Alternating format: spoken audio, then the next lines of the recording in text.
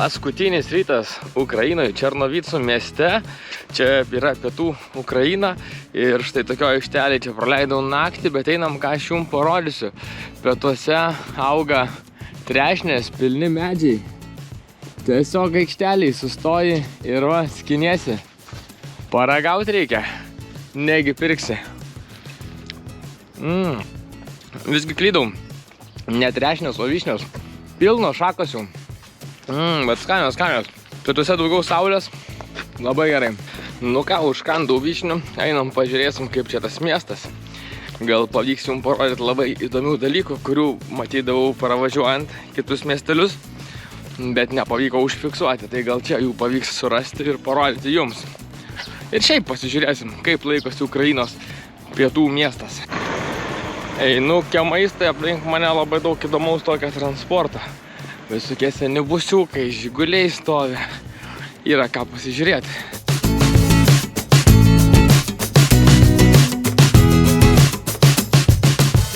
Tokia nostalgija, kokia 30 metų atgal Lietuva, labai panašu. Skverai visokie, autoparkas tai toks irgi įdomus, ne tik seni automobiliai.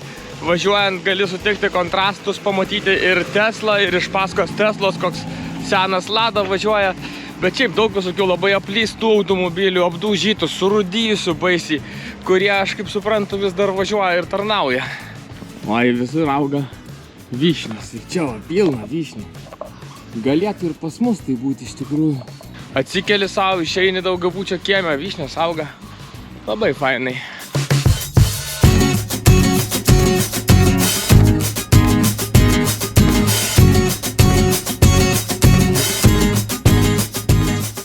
Nuvariau į prekybos centrą Maidanas. Žodžiu, galvojau, gal bus kaivinių, bet ten toks centras šiaip didelis, visko daug yra, fainai, bet ten toks univermago tipo vien visokios parduotuvės. Jokių kavinių, kur pasidėti. Važiavau random, tiesiog atsiginė kavinė kitoj gatvės pusė ir gavau viską, ko man reikia. Yra Wi-Fi, sakė, ir iš karto va tiek rozečių paruošta. Vieną vietą, kitą vietą. Jaučiu, čia vien dėl interneto labai daug kas užeina. Atėjo ir pietų metas, o man jau pats metas judėti toliau. Ir šiandien, draugai, važiuojam į Moldoviją. Ar į Moldovą.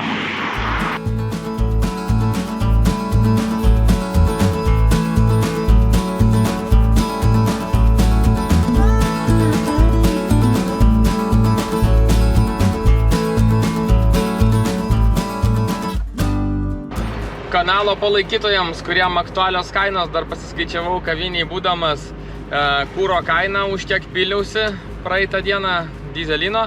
Tai ne taip ir baisiai brangiai, euras 61 už litrą. Tuo tarpu iš Lenkijoje buvo po eurą gal 40. Tai gerokai pigiau, na bet ką darysi, parėmėm Ukrainą. O dabar jau ką, po truputėlį išvažinėjau iš miesto ir artėju link pasienio su Moldova. O bendrai kalbant apie finansus, tai Ukrainoje išsitekau netgi su kiek mažiau nei 20 eurų. Tai ten apie 10-11 išėjo visi tie parkingai prie Hoverlos, įvažiavimas į nacionalinį parką. Ten dar už tualetą man paskaičiavo. Ir kažkur apie 7 eurus ten su centais išėjo vakar dienos vakarienė pietus, galima sakyti. Pasienis, ir čia jau panašu, kad šį kartą bus įdomiau. Eilė, pažiūrėkit kokią. Tai čia jau bus čia ką veikti. Na, supratau. Lauksim eilę, o ką daryti? Ir panašu, kad žmonės čia jau ilgokai laukia, duris atsidarė. Sėdi, nors realiai dar paties važiavimo nesimato. Tai gal man ten varyti kažkaip į priekį. Nu, arba tiek to pastovėsiu. Nu ką, bičiuliai, sveiki atvykę į Moldovą. Tai šiaip netaip mane įleido čia į tą Moldovą. Atstovėjau valandą su viršum, kol laukiau savo eilės. Nu, čia pasienį prasidėjo tikrinimai, ieškojimai prie ko prisikabinti, žodžiu. Pasirodo, Moldovai netiko iš pradžių mano žalia korta, sako, nėra Moldovos. Nu, galvoju, negali būti. Visos šalis yra, taip pat internete išsiaiškinau, kad Lietuvoje žalioji kortoje Moldova dažniausiai žymima, bent jau kompensos draudime, žymima M raidė. Nu ir galiausiai vis tiek sako, reikia dar vinietę nusipirkti. Nu tai nusipirkau aš tą vinietę, realiai ten vinietė dar 4,40 € į mano kelionių, tiksliau iš mano kelionių sąskaitos. ir viskas pagaliau aš Moldovai. Tai prie sienos buvo apie 4 valandą, gal ir anksčiau, nebeatsimenu dabar net kiek ten jų buvo, tai dabar galiausiai 7. Tai įsivaizduokit, kad 1,5 beveik valandos ten mane visur tikrino. Žiūrėjo, klausinėjo, vinkodą automobilio, žiūrėjo, ar tinka numeris. Ir toliau važiuoju pagrindiniais keliais ant 50, kartais ir greičiau. Ir nenoriu sužinoti, kokie yra nepagrindiniai keliai. Tik jau pasidžiaugiau, kad pagaliau pravažiavau tos kaimus, laukai, Varšuonose pagaliau vaizdas ir vėl prieki kažkoks tai kaimelis. Žodžiu, net mistelėt nebebuvo kur sustoti. Realiai Ukrainoje irgi visą kelią tie kaimai. Čia vėl tokie begaliniai, jie kai prasideda, tai ir trunka ten, nežinau, 100 kilometrų. Be jokio tarpelio, vien namai ir viskas ant pagrindinės gatvės. Žodžiu, pirmas miestelis už sienos ir vėl bairis. Žodžiu, pravažiavo policija, aš per tą miestelį važiavau, nežinau, gal 50-60. Žiūriu, tik apsisuko, staigiai galvoju, jau čia viskas, stabdys mane. Iš tikrųjų, apsisuko, sustabdė, priejo čia viską, tipo, savo kalbą pakalbėjo, sakau, English. Sako, dokumentus parodyk, parodžiu dokumentus, paklausė, ar pirmą kartą čia Moldavui. Ir pirmą kartą sakau, okei, sako, good way, žinai. Ukrainoje policijos praktiškai niekur nebuvo, per miestelius važiuoja 70 tave lenkia ir visiems dzin. Tai čia tos policijos ant kiekvieno kampo, va dar vienas automobilis ką tik pravažiavo, aš nesuprantu. Pagaliau radau kažkokį parkingėlį, tai truputį sustoju, sustvarkyti šitą bardaką, nes čia visi popieriai išmėtyta viskas, žodžiu. Čia tik tai reikia kažkam įsisukti mašiną ir čia viską labai lengvai pasiimtų. Tai biškį apsitvarkau ir važiuoju toliau. Šiaip iki Balanesti dabar rašo, kad dar beveik 4 valandos kelio, na nesistebi tokie keliai, tai čia tikrai ilgai važiuosim. Jaučiu, kad šiandien ir nedavažiuosim, gali būti kažkur teks stoti pakeliui. Pažiūrėsim, žodžiu. Atsuktuvas dar. Tiesa, kad ten VIN kodą atidaryti reikėjo atsuktuvą, sako, gal turi atsuktuvą, tai ištraukiau jam, bet per tą laiką atsinešiau savo. Žodžiu, viskas kaip po uragano dabar automobilyje. Nu čia jau gal ir nieko. Gitarą irgi patikrina beje kas viduj. Gerai, kad negrojo.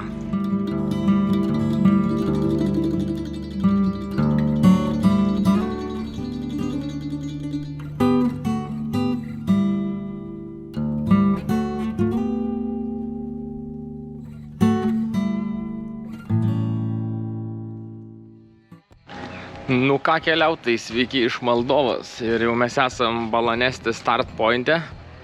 Einu dabar žiūrėtis tiksliai dar informaciją, ką čia rašo, kiek čia laiko eisim. Va toks vat informacinis stendas. Ai, tai mes čia vat ir esam, kur šita rodiklė. Čia vat esam, tiek reikės užlipti. Čia galima dar kažkokiais kalnų keliais vaikščioti, galima eiti iš kitų miestelių. Tai ką ten mums rašo, Dalui Balanesti, 429 metrai aukštis ir 40 minučių eiti. Bet manau, kad čia nereiktų 40 minučių. Žodžiu, bet esu dabar visiškam tokiam kaime. Ir kas įdomiausia, kad link šito kaimo buvo visai geri keliai, palyginti su ta moldoviška autostrada, kuri vedė iš šiaurės Moldovos link centro. O čia nusukus pasakiškai geri keliai, jokių duobių. Nustoja mašina baldėti visą. Žygio takas prasideda kol kas labai gerai, einu per pavėsį, o per tokį karštį pavėsio labai norisi, nes dabar yra pats vidudienis, 12:30. Tai kol kas gerai, bet priekyje jau laukia saulė. Saulė, bet yra vilties, yra kažkokie miškeliai. Tai gal dar teks kažkiek gauti pavėsio. Kita vertus, takas nėra ilgas. Rašo, kad eiti 40 minučių, bet kaip ir sakiau, matomai nueisiu greičiau. Kapoju čia tokiu žodžiu šlaitu, praktiškai bekelė, sakyčiau. Tokie va rovai, griuviai, kažkokie vandens išplauta viskas. Taip atrodo, bet prieki manęs namai yra. Tai kaip čia tie žmonės privažiuot, turi su automobiliu, nes prieki visiškai kelio nebėra. Čia tik pėsčiom galima prieiti. Čia dar turbūt namai nuo tų laikų, kai su arkliukais važinėjo. Čia be šansų, čia nei su džipu, su nieko neprivažiuoti. Nu va, vartai į kiemą. Tokiu keliu atvarai, su kuo čia? Su tanku atvaryti reikia, čia nebent, kad jie važiuotum į tokį kiemą. O, trešnės visur. Ar tai vyšnės auga? Priejau dar ir tokį medį su tokiom jau juodom uogom. Ir čia jau tikrai chebrytė trešnės tiesiog auga va. Kai kurios dar neprinokia, bet čia jau trešnės saldžios. Pasakom. Žodžiu, valgom viską, kas randa. Ir tai bus mano turbūt pagrindinis maistas šioje kelionėje. Nebent draugai sumestini visus tos akauntus, kur pridėti žemiau video, kažkokią kapeikėlę ant kavos. Ar kažkokią sumuštinę, tada tepsim sumuštinį prieš rimtesnį kalną. O šitam užtenka ir trešnių su vyšniam pagriaužt pakeliai. Bet kiek daug čia tų vyšnai čia auga ir jos tokios matosi apleistos. Suvalgykit mane, suvalgykit, sako vyšnaitis. Gerai, paimsiu 3. O šiaip tai praeitą naktį biški prastai miegojau, nes pasirinkau kvailą aikštelę. Šalia ežeriuko tyko, šalia tokio ežerėlio, bet ten iš tikrųjų tą ežerėlį net negali išsimaudyti, nebent pažvejot miesto pašoniai. Tai jaunimas, žodžiu, važiavo iki 1 gal nakties, vis pažadindavo mane su muzika kažkokia, paskui nuo ryto vėl ten šiukšlių mašina atvažiavo, žodžiu. Klaida buvo ten sustoti, reikėjo varyti kažkur į miškus, į gamtą, būčiau geriau pailsėjęs.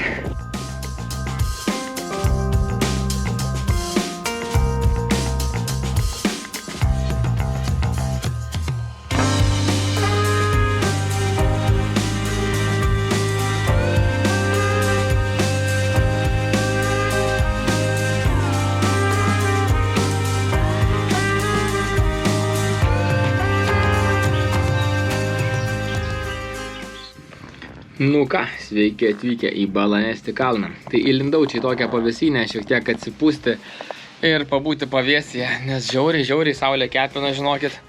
Tai man, o kad esu ant kalno, einam, parodysiu. Turim įrodymų. Yra toks bokštelis padarytas apžvalgai. Čia ta mano minėtųjų pavėsinė. Prieš kokius dar 5 metus, tai čia buvo viskas orientuojamasi pagal šitą bokštą.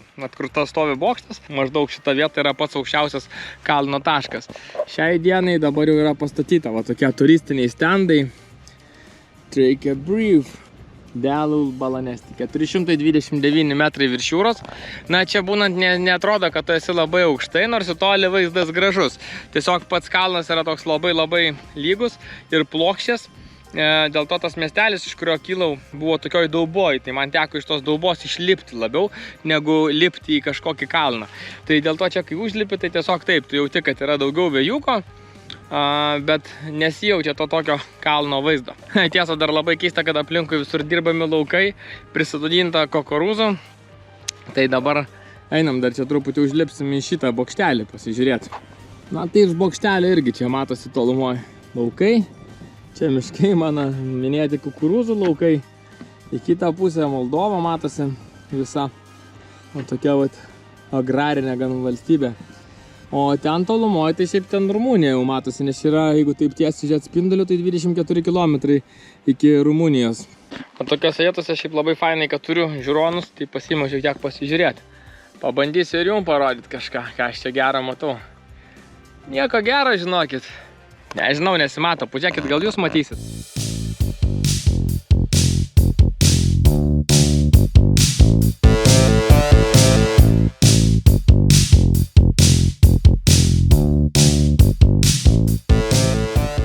Dar vienas aukščiausias taškas ir šį kartą yra Balanesti kalnas, Moldova. O čia šalia to stendo yra toks rudas stendas, aš galvoju, čia nieko nėra parašyta, bet čia pasirodo taip išspausta yra. Ir čia parodyta kiekvienos šalies, į kurią pusę yra aukščiausias taškas, tai Hoverla, ką tik buvom įlipę prieš tai, 2 km 61, čia atrodo į ryšį Lenkijoje, čia dar laukia grįžtant namo arba kažkada kitą kartą rudenį gal. Čia Varful Moldovianų, Rumunija, kaip ir sakiau, į tą pusę. Tai čia lipsim, tikriausiai jau greitai, pasimatysim su Moldovianu. Korno Grande Italija, Varful Olimp Graikija ir Zugspice. Zugspitės kalnas Vokietijoje. Geras, faina idėja. Na, čia viskas iš tikrųjų atsirado ir tas kryžius, beje, čia kur pastatytas priekyje, irgi atsirado po 20 metų. Kažkaip prasidėjo tokia banga, pradėjo labai populiarėti toksai kaip ir tikslas kelionių, toks kaip ir kelionė idėja, kad keliauti po Europos valstybės šalis ir įlipti į kiekvieną jų aukščiausią tašką. Aš grįžtu atgal į mūsų pavėsinę, į pavėsį, atsigeriu vandens ir reikia judėti šiandien. Laukia dar viena siena tarp Moldovos ir Rumunijos. Neaišku, kiek ten stovėsim. O dar tiesa, prieš išvažiuojant iš Moldovos dar turiu surasti kažkokią tai vietelę, kur galėčiau paragauti jų vietinių patiekalų. Grįžau prie automobilio, atsidariau visas duris, vedinu. Tai žodžiu, kol čia viskas vedinasi. Ašgi turiu tokį kanistriuką. Čia vanduo jaučiu belė, kai bus šiltas. Tai čia va pasidėsiu ant šitų rytinių ir apsiprausiu truputėlį, nes va čia yra šulinys. Bus galima naują vandenį šviežio šaltą prisileisti. O čia toks jau sušylęs, tai bus labai gerai, nesgi varysim paskui į restoraną. Čia va beje parduotuvai man papasakoja pardavėja. Sakė, čia yra Nisparisijo kažkoks miestelis ir Dionisijo restoranas.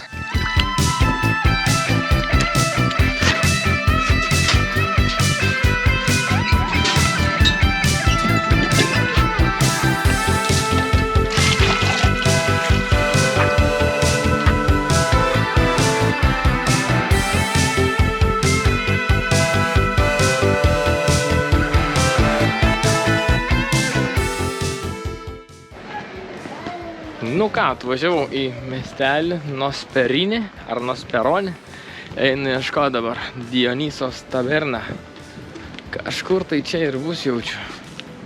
Čia rimtas tas Dionysas, gerai prasisukęs. Nes čia tik tai Dioniso kafe ir toks maistas išsinešimui. O taverna čia prieki. O, čia didelis visas kiemelis. Jau matau, kad čia visko rasim pavalgyti.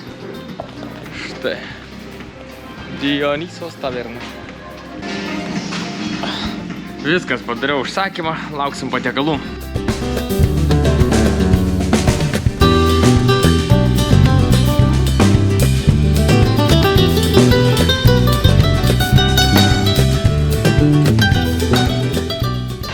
Belė, kaip skaniai pavalgiau chebrytę, eikit savo. Labai faini patiekalai, iš tikrųjų Moldovai. Tikrai nesitikėjau, tai vieną ten pasiūlė kažkokią tai patiekalą kiaulieną ir buvo kukurūzų košė. Kiaulieną ir dar ten visokie buvo sudėti padažiukai ten, kaip supratau, grietinė, varškė, kitas lygtais kiaušinis pasirodė ar kažkoks tai panašus dalykas.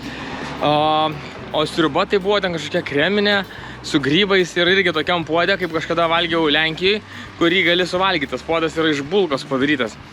Tai va, super skaniai pavalgiau ir ką? Grįžau prie savo Toyotos, jau net praėjau savo Toyotą ir varom.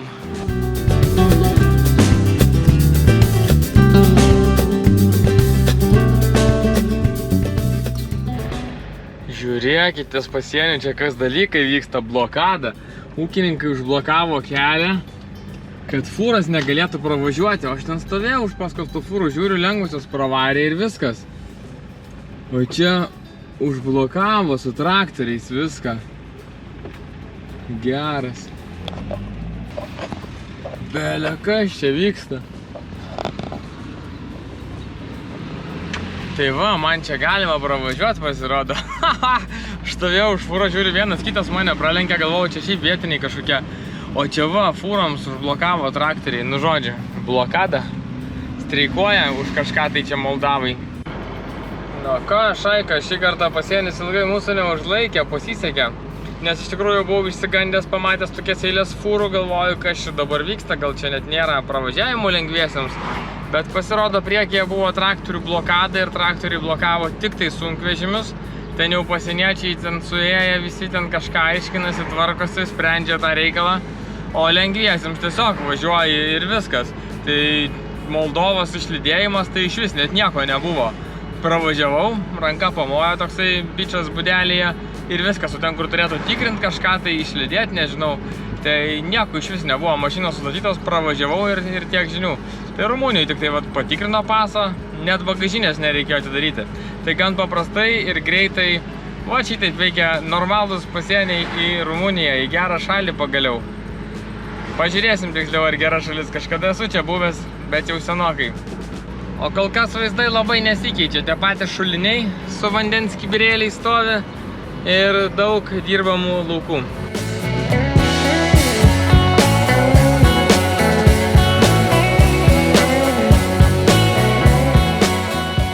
Tai Jeigu dar turit kokių klausimų apie mūsų kelionę, klauskit, rašykit dabar, kol dar ne vakaras, nes vakarė jau šiandien krysiu miegot kaip lapas. Ne tik po tokio karšto žygio į Balanesti viršukalnę, bet ir po labai prastos praėjusios nakties. Nepaminėjau, kad už pietų šiandien sumokėjau vos 10 eurų, tai sakyčiau labai gera kaina, kaip kaviniai, kur yra tikrai miestelio centre, tokia geros reputacijos kavinė, nes kitame kaimelėje man moteris iš parduotuvės būtent ją parekomendavo, sakė, ten tikrai rasi visko ir labai gera kavinė, na tas jautėsi, kad ji tikrai yra gera. O tuo tarpu čia Rumunijoje atvykęs nusipirkau kavos išsinešimui, tai juodos kavos puodelis kainavo vos 87 centai. Kažkaip daug važiuoju, vis neparodau savo nakvynės vietų, tai šį kartą parodysiu. Ir dar parodysiu, kokia purvina yra Toyota. Pažiūrėkit, kas atsitiko iš mašinos. Dar visai švari, gražiai išvažiavo iš Lietuvos, o dabar va kokią. Va kokią Toyota turim, pažiūrėkit į galą. Kiek dulkių, kiek čia visko ant jos.